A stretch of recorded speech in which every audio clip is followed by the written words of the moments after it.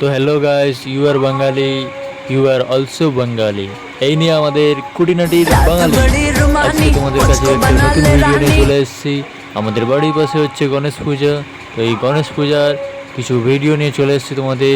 কি ডিটেলিংয়ের সঙ্গে কাজ করেছে দেখুন প্রতিমাটি, ও পাশাপাশি আমাদের গণেশ পূজার পাশাপাশি আজকে অনুষ্ঠান চলছে ও প্রোগ্রাম চলছে। তো বেরিয়ে পড়েছি প্রোগ্রাম দেখতে। তো আমরাও দেখতে থাকি, তোমরাও দেখতে থাকো।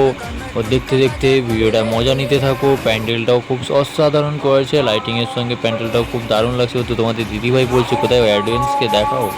তো খুব একটা বেশি অডিয়েন্স নেই, তো বাড়ির কাছাকাছি এত অনুষ্ঠান থাকলে এত অডিয়েন্স কোথায় থাকবে বলো, তাই না? তো মেয়েগুলো শাড়ি পরে ডান্স করছে, খুবই দেখতে ভালো লাগছে। তো তোমাদের দিদিভাই বলছে ওই হোয়াইট কালারের শাড়িটা আমাকে একটা কিনে দাও না। আমি বলছি হ্যাঁ হ্যাঁ দেবো দেবো। যাই বলো তাই বলো, মেয়েদের শাড়িতেই নারী, এটাও মানতে হবে। এটা বাঙালির মেয়ে শাড়ি পরলে যতটা সুন্দর লাগে, তবে কি শাড়ি ছাড়া অন্য কিছু ড্রেস পরবে না? অবভিয়াসলি পরবে, তবে শাড়িতেই নারী, এটাই আমি বলতে চাইছি। তোমরা খারাপভাবে নিও না। তো এর মধ্যেখানে তোমাদের দিদিভাই বলছে শুধু অডিয়েন্স আর প্রোগ্রাম দেখালে হবে, আমাকেও একটু দেখা। আমি বলছি হ্যাঁ তোমাকে দেখাচ্ছি, তোমাকে তো ভূতের মতন লাগছে। বলে এই কী বলছো, এটা আমাকে ভূতের মতন লাগছে? আমি বলছি হ্যাঁ ভূতের মতনই তো লাগছে।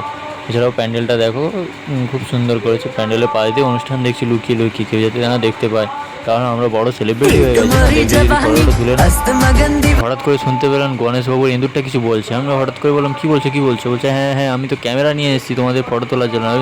আমরা তো খুব লজ্জা পেয়ে গেছি। আমি কী বলে গণেশবাবুর বাহন ইঁদুরটা কী বলছে, ক্যামেরা ট্যামেরা নিয়ে চলে এসছে, আমাদের কি রাতারাতি ভাইরাল করে দেবে নাকি? যাই হোক, এটা এখানেই অত